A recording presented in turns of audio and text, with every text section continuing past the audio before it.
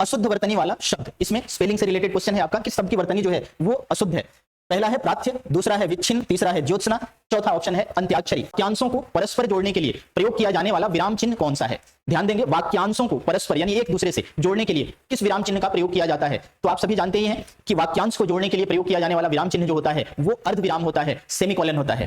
क्योंकि योजक शब्द से, योजक चिन्ह से क्या करते हैं हम? शब्दों को जोड़ते हैं। स्त्रीलिंग पुल्लिंग शब्द का कौन सा युग्म असंगत है? ये जेंडर से रिलेटेड क्वेश्चन है। स्त्रीलिंग पुल्लिंग शब्दों का जोड़ा दिया गया है, कौन सा जोड़ा जो है वो सही नहीं है? जो सही नहीं है वही आंसर है। पहला ऑप्शन है इंद्र इंद्र, दूसरा ऑप्शन है प्रिया प्रिय, तीसरा ऑप्शन है विदुषी विदूषक, चौथा ऑप्शन है राज्ञी और राज्ञ।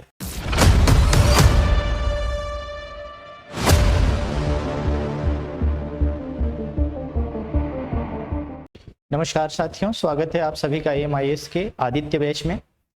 आज की क्लास में हम लोग जो पेपर डिस्कस करने वाले हैं उस पेपर का संबंध है टैक्स एंड रेवेन्यू इंस्पेक्टर। इसमें जैसा कि आप सभी जानते हैं, सिलेबस सभी को पता है कि 100 अंकों की हिंदी आनी है और वो 100 अंक बहुत ही वाइटल होंगे आपके एग्जाम के लिए। तो यहाँ उसी एग्जाम को टारगेट करते हुए हमने एक छोटा सा टेस्ट सीरीज रखा है। प्रश्नों की संख्या तो कम है लेकिन आपका सिलेबस ओवरऑल कवर अप करने का प्रयास किया गया है, जिसमें आपके सिलेबस के हर पार्ट से क्वेश्चन होगा। क्वेश्चन के नए पैटर्न क्या हो रहे हैं उनसे भी आप परिचित हो पाएंगे। और जहां तक ये जो एग्जाम है इसके क्लासेस की बात है तो आपके स्क्रीन पे डिस्प्ले हो रहा होगा। इसके जो नए बैचेस हैं आपके 3 अगस्त से स्टार्ट हो रहे हैं, जिसका समय जो है वो सुबह 8 बजे से। सुबह 8 बजे से हमारा बैच ऑफलाइन शुरू हो रहा है, ऑनलाइन भी शुरू होगा लेकिन उसकी डेट हमने अभी डिक्लेयर नहीं की है। बट ऑफलाइन क्लास जो है हमारी 3 तारीख से 3 अगस्त से सुबह 8 बजे से शुरू हो रही है। तो इस क्लास से जुड़ें, ज़्यादा से ज़्यादा आप इसका लाभ उठा पाएं। आज उसी का, इससे पहले की क्लासेस में मैंने इसके सिलेबस का परिचय दे दिया है।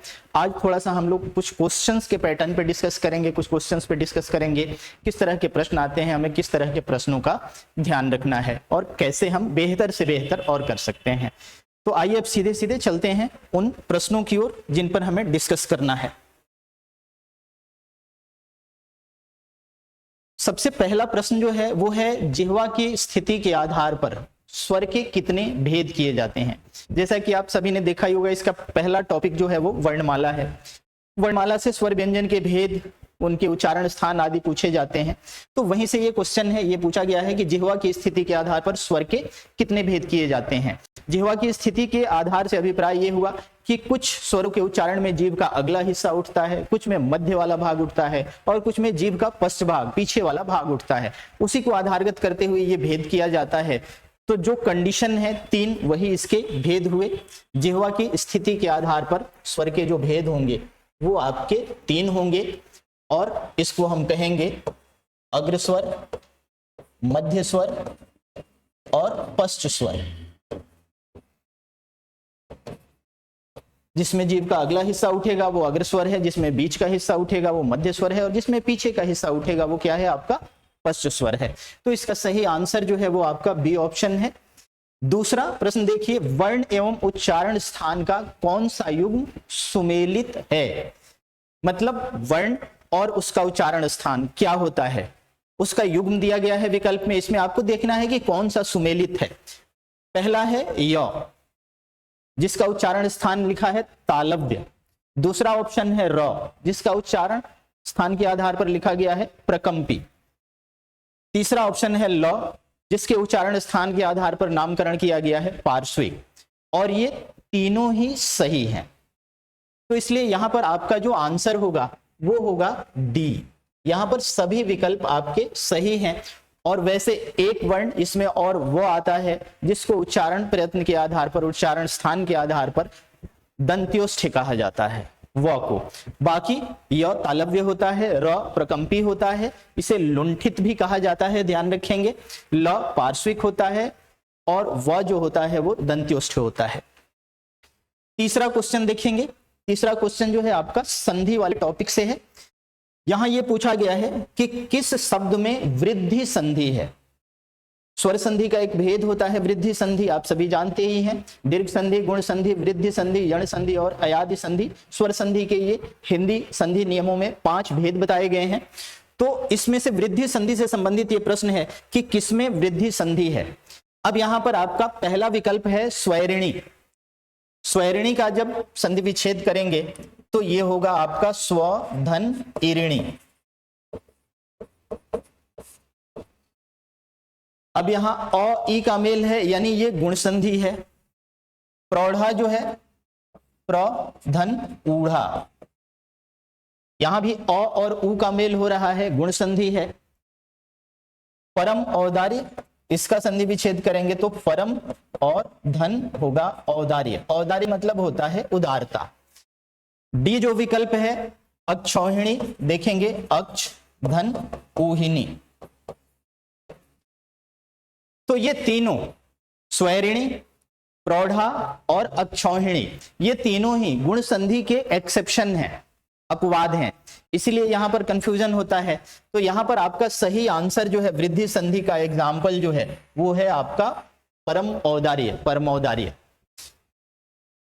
चौथा क्वेश्चन देखेंगे, गुरुवादेश में कौन सी संधि है?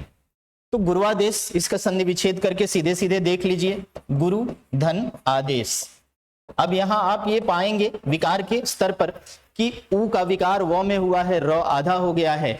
तो जहां ई का विकार य में हो, उ का विकार व में हो और री का विकार र में हो, वो यण स्वर संधि का उदाहरण होता है। इसलिए यहां आपका सही आंसर जो होगा वो डी विकल्प होगा, यण संधि है इस शब्द में, गुरुवादेश में।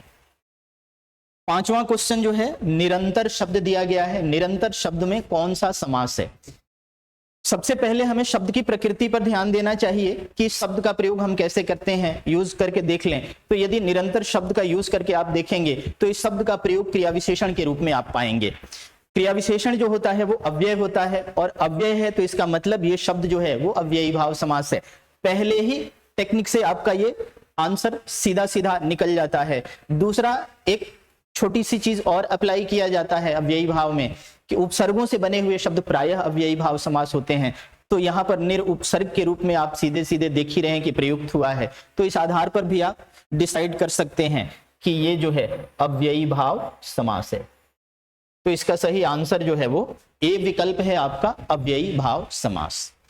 ठीक है, अब आगे बढ़ते हैं। 5 प्रश्नों को हमने देख लिया, नेक्स्ट क्वेश्चन देखते हैं।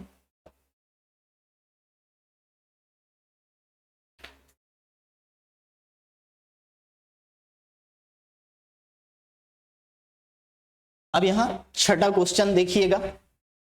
छठा क्वेश्चन जो है वो है, विलोम शब्दों का कौन सा युग्म असंगत है? यहां पर शब्द और उसके विलोम शब्द का जोड़ा दिया गया है।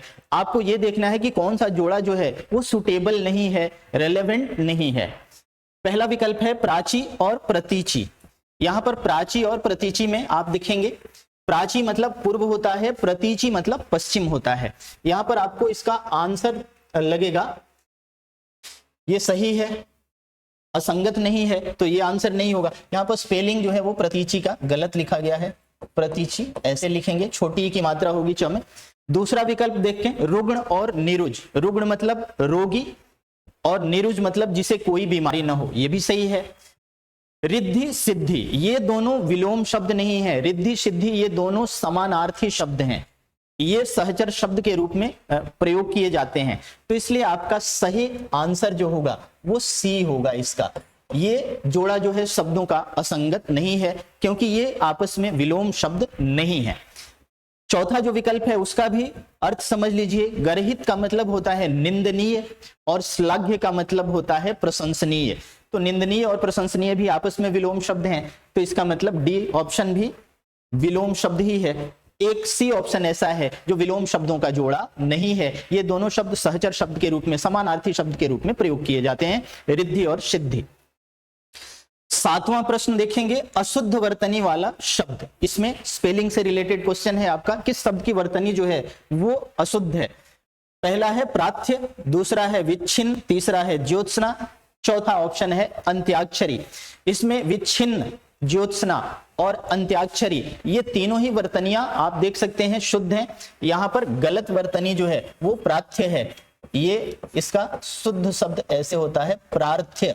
प्रार्थ्य मतलब जो प्रार्थना के योग्य हो। तो इसलिए इसका सही आंसर ए होगा 7वें क्वेश्चन का। 8वां प्रश्न देखेंगे, किस शब्द में अपत्यवाचक प्रत्यय है? अपत्य का मतलब होता है संतान। मतलब प्रत्यय जोड़ने के बाद जो मूल शब्द है उसकी संतान का बोध हो, ऐसे प्रत्यय को अपत्यवाचक प्रत्यय भी कहा जाता है। तो आपको इसमें यह देखना है कि भाई ऐसा कौन सा शब्द है जो अपत्यवाचक है। तो पहला शब्द देखिए पार्थ। पार्थ शब्द जो बनता है ये पृथा मूल शब्द में अप्रत्यय के योग से बन रहा है। कौंतेय जो है ये कुंती में ए शब्द जुड़ने से बन रहा है। सौमित्र सुमित्रा में अ प्रत्यय जुड़ने से बन रहा है। तो इन तीनों ही शब्दों को यदि आप देखेंगे तो पार्थ पृथा कुंती का पर्यायवाची है।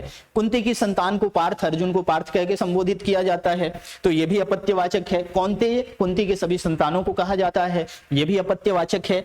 सौमित्र सुमित्रा की संतान लक्ष्मण को कई जगहों पर आप देखेंगे सौमित्र कह के संबोधित किया जाता है, तो यह भी अपत्यवाचक है। इसका मतलब इसका सही आंसर जो होगा वो होगा आपका डी विकल्प, सभी अपत्यवाचक प्रत्यय हैं। सभी शब्दों में अपत्यवाचक प्रत्यय का प्रयोग हुआ है।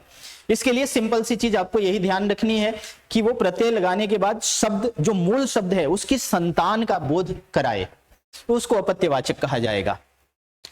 ठीक है, नेक्स्ट 9वां प्रश्न देखेंगे। 9वां प्रश्न है वन वर्ड सब्स्टिट्यूशन। वाक्यांश के लिए या वाक्य के लिए एक शब्द, एक ही बात को बार बार दोहराना के लिए एक शब्द क्या होगा। एक ही बात को बार बार दोहराना के लिए एक शब्द जो आता है वो होता है पिष्टपेषण।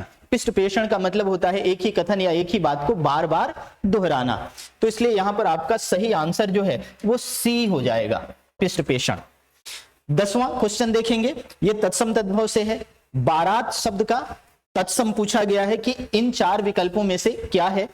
पहला ऑप्शन है वर आयत, दूसरा ऑप्शन है पाणी ग्रहण, तीसरा ऑप्शन है विवाह यात्रा और चौथा ऑप्शन है वर यात्रा। वर आयत जैसा कोई शब्द नहीं होता, पाणी ग्रहण शब्द होता है, लेकिन वो उस संस्कार को कहा जाता है जब एक दूसरे का हाथ एक दूसरे के हाथ में दिया जाता है, उस विधि को उस संस्कार को पाणी ग्रहण कहा जाता है, वो बारात आने को नहीं कहा जाता है।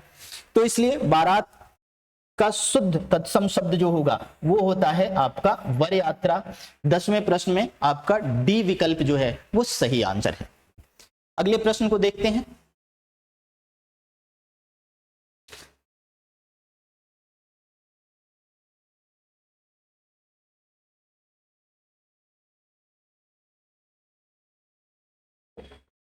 अब 11वां प्रश्न देखिए, इसमें यह पूछा गया है कि निम्न शब्दों में भाववाचक संज्ञा कौन सी है। पहला ऑप्शन है रमणीय। रमणीय मतलब रमण करने योग्य। तो रमणीय शब्द का प्रयोग आपने देखा होगा स्थल के संदर्भ में किया जाता है, जगह के लिए जहां मन रम जाए, जो रमण करने योग्य हो। तो शब्द की प्रकृति से आप समझ सकते हैं कि ये विशेषण है। वात्सल्य, वात्सल्य का मतलब वत्सल शब्द जो है वत्सल में प्रत्यय जुड़ेगा या तो वात्सल्य बनेगा, यानी वत्सलता का भाव, वत्सल होने का भाव। तो जहां पर भाव आ गया ये आपका सही आंसर है बी, वात्सल्य जो है ये भाववाचक संज्ञा है। सी को देखेंगे, प्रशंसनीय विशेषण के रूप में प्रयोग किया जाता है, कुशल विशेषण के रूप में किया जाता है प्रयोग। तो यहां भाववाचक संज्ञा जो है आपका बी ऑप्शन है, वात्सल्य।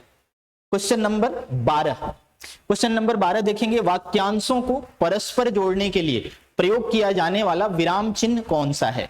ध्यान देंगे, वाक्यांशों को परस्पर यानी एक दूसरे से जोड़ने के लिए किस विराम चिन्ह का प्रयोग किया जाता है। तो आप सभी जानते ही हैं कि वाक्यांश को जोड़ने के लिए प्रयोग किया जाने वाला विराम चिन्ह जो होता है वो अर्ध विराम होता है, सेमीकोलन होता है। क्योंकि योजक शब्द से, योजक चिन्ह से क्या करते हैं हम शब्दों को जोड़ते हैं, या द्विरुक्ति रिपीटेशन के बीच में उसका यूज करते हैं। तो वाक्यांशों को जोड़ने के लिए आपका अर्ध विराम प्रयोग किया जाता है, सी ऑप्शन सही है। बाकी योजक शब्दों को जोड़ने के लिए होता है अल्प विराम। वाक्य में हल्के ठहराव के लिए भी हो सकता है, या एक साथ कई संज्ञाएं कई विशेषण एक साथ आ रहे हों तो उनके बीच अंतर रखने के लिए अल्प विराम का प्रयोग किया जाता है। निर्देशक जो होता है, निर्देशक का प्रयोग जो किया जाता है वो किसी चीज की पारिभाषिक, किसी चीज का पारिभाषिक रूप लिखना हो तो तब वहां पर हम निर्देशक का प्रयोग करते हैं। क्वेश्चन नंबर 13, ये वाक्य शुद्धि अशुद्धि से संबंधित है। पहला वाक्य है कि इसमें आपको अशुद्ध वाक्य का चयन करना है। 4 वाक्य दिए गए हैं, इसमें से इनकरेक्ट अशुद्ध वाक्य कौन सा है। पहला वाक्य है जयपुर की शाही इमारतें पर्यटकों के आकर्षण का केंद्र हैं। जयपुर की शाही इमारतें पर्यटकों के आकर्षण का केंद्र है। वाक्य में किसी तरह की अशुद्धि नहीं है। कल रात्रि मेरे घर 2 मेहमान आए। ग्रामेटिकली ये वाक्य भी बिल्कुल शुद्ध है, कोई अशुद्धि नहीं है।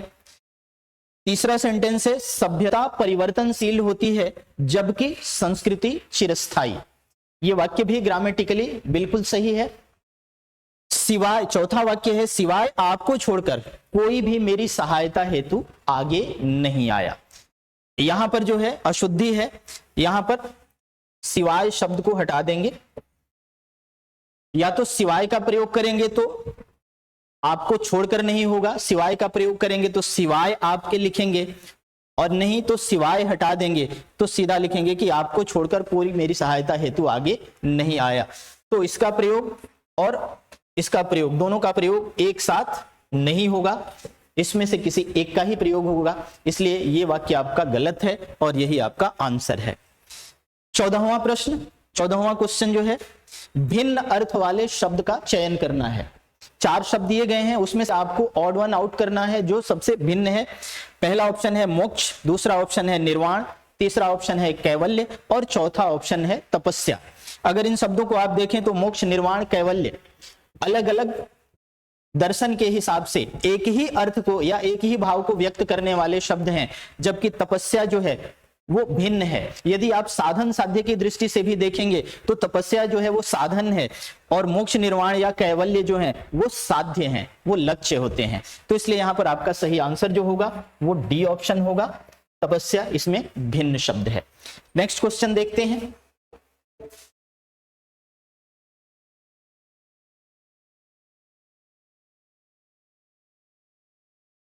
Question number 15। क्वेश्चन नंबर 15 है दूसरों के भरोसे कार्य सफल नहीं होते। इसमें क्या किया गया है कि जो दूसरों के भरोसे है, के भरोसे को अंडरलाइन किया गया है, कार्य सफल नहीं होते। इस वाक्य में यह पूछा गया है कि वाक्य में के भरोसे क्या है। ग्रामेटिकली के भरोसे क्या है, मतलब ये व्याकरणिक कौन सी व्याकरणिक कोटि है, व्याकरणिक कोटि की पहचान करनी है। पहला ऑप्शन है समुच्चय बोधक, दूसरा ऑप्शन है निपात, तीसरा ऑप्शन है क्रिया, चौथा ऑप्शन है संबंध बोधक। समुच्चय बोधक जो है वो 2 वाक्यों या 2 शब्दों को जोड़ने का काम करता है। निपात जो है वाक्य पर बल प्रदान करने का कार्य करता है। क्रिया से आप सभी परिचित होते ही हैं। संबंध बोधक जो है वो वाक्य का जो उद्देश्य होता है या वाक्य का जो कर्ता होता है उसका संबंध वाक्य के शेष भाग के साथ बताता है। तो यहाँ इस शब्द के भरोसे से आप समझ सकते हैं कि ये संबंध बोधक का कार्य कर रहा है, इसलिए इसका सही आंसर जो होगा वो आपका डी ऑप्शन होगा। के भरोसे जो है वो संबंध बोधक है ग्रामेटिकली। 16वां प्रश्न एक मुहावरा है जिसका अर्थ पूछा गया है। मुहावरा है चौथ का चांद होना। इस मुहावरे का सही अर्थ क्या है? पहला ऑप्शन है चमकीला, दूसरा ऑप्शन है सुंदर होना, तीसरा ऑप्शन है अकारण कलंकित होना, चौथा ऑप्शन है बहुत दिनों के बाद आना। इसका सही आंसर इस मुहावरे का होता है अकारण कलंकित होना। अकारण कलंकित होने को ही कहा जाता है चौथ का चांद होना। अक्सर चांद वाले मुहावरों में बच्चे कंफ्यूज होते हैं। बहुत दिन पर दिखाई देना वो होता है ईद का चांद होना या दूज का चांद होना, और बहुत सुंदर लगना जो होता है वो 14वीं का चांद होता है। चौथ का चांद जो होता है ये माइथोलॉजिकल स्टोरी है, कलंकित होने के लिए इसका प्रयोग किया जाता है। 17वां प्रश्न देखेंगे, स्त्रीलिंग पुल्लिंग शब्द का कौन सा युग्म असंगत है? ये जेंडर से रिलेटेड क्वेश्चन है। स्त्रीलिंग पुल्लिंग शब्दों का जोड़ा दिया गया है, कौन सा जोड़ा जो है वो सही नहीं है? जो सही नहीं है वही आंसर है। पहला ऑप्शन है इंद्र इंद्रा इंद्र, दूसरा ऑप्शन है प्रिया प्रिय, तीसरा ऑप्शन है विदुषी विदूषक, चौथा ऑप्शन है राज्ञी और राज्ञ। राज्ञी और राज्ञ। तो देखिए इंद्रा इंद्र का स्त्रीवाचक होता है, ये सही है। प्रिया प्रिय का स्त्रीवाचक है। राज्ञी राज्ञ का मतलब राज्ञी मतलब रानी, राज्ञ मतलब राजा, ये भी सही है। विदुषी और विदूषक जो है इसका सही आंसर होगा। विदुषी का विद्वान होता है, विदुषी का पुल्लिंग विद्वान होगा, और विदूषिका का विदूषक होता है। ये दोनों अलग अलग शब्द हैं। विद्वान और विदुषी आप समझते ही हैं, विदूषक और विदूषिका, विदूषक मतलब हंसाने वाला, विदूषिका मतलब उसका स्त्रीवाचक हंसाने वाली। तो यहाँ पर इररिलेवेंट जो ऑप्शन है आपका सी ऑप्शन है, विदुषी और विदूषक वाला। यहाँ पर विद्वान होता तो ये भी सही होता, या इधर विदुषी विदूषिका होता तो भी ये सही होता। क्वेश्चन नंबर 18, वह गाते गाते रुक गया, वह गाते गाते सहसा रुक गया। इसमें सहसा शब्द को अंडरलाइन किया गया है, ठीक है। अब इसको पूछा गया है कि ये सहसा ग्रामेटिकली क्या है, निपात है, क्रिया विशेषण है, संबंध बोधक है या क्रिया है। वह गाते गाते सहसा रुक गया, रुकना क्या है, क्रिया है। सहसा का मतलब क्या होता है, अचानक, एकाएक। तो क्रिया की विशेषता बताने के लिए जो भी शब्द आता है वो क्या होता है, क्रिया विशेषण होता है। आंसर क्रिस्टल क्लियर है कि आपका सही आंसर इसमें जो होगा वो क्रिया विशेषण होगा, ठीक है। और क्रिया विशेषण में भी क्या होगा, अचानक रुक गया, समय को सूचित करता है। उसमें भी अगर अंदर जाके पूछे तो कालवाचक क्रिया विशेषण होगा। क्वेश्चन नंबर 19, परिश्रम करने पर सफलता प्राप्त होगी, अर्थ की दृष्टि से यह वाक्य किस प्रकार का है। अर्थ की दृष्टि से आप सभी जानते ही हैं वाक्य जो है 8 प्रकार के होते हैं, उनमें से ये कैसा है, हमारे 4 विकल्प हैं। पहला है आज्ञार्थक, दूसरा है इच्छार्थक, तीसरा है संदेहवाचक, चौथा ऑप्शन है संकेतार्थक। वाक्य देखें, परिश्रम करने पर सफलता प्राप्त होगी। जब वाक्य में एक कार्य का होना दूसरे कार्य पर अवलंबित हो या आधारित हो तो ऐसे वाक्य को संकेतवाचक वाक्य कहा जाता है। तो इसमें सही आपका आंसर जो है वो डी ऑप्शन होगा, संकेतार्थक। ये वाक्य जो है वो संकेतवाचक कहिए चाहे संकेतार्थक कहिए है, ठीक है। नेक्स्ट लास्ट एक क्वेश्चन और आपका बचा है 20वां प्रश्न ये है कि आश्रित उपवाक्य कितने प्रकार के होते हैं। आश्रित उपवाक्य जो होते हैं ये मिश्र वाक्य में होते हैं। मिश्र वाक्यों में एक प्रधान उपवाक्य होता है और उसके अतिरिक्त जो भी होते हैं वो आश्रित उपवाक्य होते हैं। तो इनके प्रकार पूछा गया है कि भाई आश्रित उपवाक्य कितने प्रकार के होते हैं। तो आश्रित उपवाक्य या तो प्रधान वाक्य की संज्ञा या सर्वनाम के लिए आते हैं, या उसकी विशेषता बताने के लिए आते हैं, या उसकी क्रिया की विशेषता बताने के लिए आते हैं। 3 काम होता है इसका। तो इसका मतलब साफ है कि आश्रित उपवाक्य जो है आपके 3 प्रकार के होंगे। संज्ञा उपवाक्य, अगर विशेषता बताने के लिए आ रहा है तो विशेषण उपवाक्य, और यदि प्रधान वाक्य की क्रिया की विशेषता बताने के लिए आ रहा है तो क्रिया विशेषण उपवाक्य। तो इस प्रकार इसका सही आंसर जो होगा वो होगा आपका 3। एलाबोरेट करना चाहें तो संज्ञा उपवाक्य, विशेषण उपवाक्य और तीसरा क्रिया विशेषण उपवाक्य। तो ये 3 प्रकार के होते हैं। तो ये आज के टेस्ट पेपर में हमारे 20 प्रश्न थे। 20 प्रश्न जो है इस हिसाब से इसमें अरेंज किए गए थे कि सिलेबस का एक एक हिस्सा कवर हो, ठीक है। आगे भी हम लोग इस तरह की सीरीज के साथ आपके साथ, आप सभी के साथ रूबरू होते रहेंगे, आपके समक्ष आते रहेंगे, आपको नए नए प्रश्नों के साथ परिचय करवाते रहेंगे, ठीक है। तो आज की क्लास के लिए इतना ही, धन्यवाद। फिर मिलते हैं नेक्स्ट क्लास में।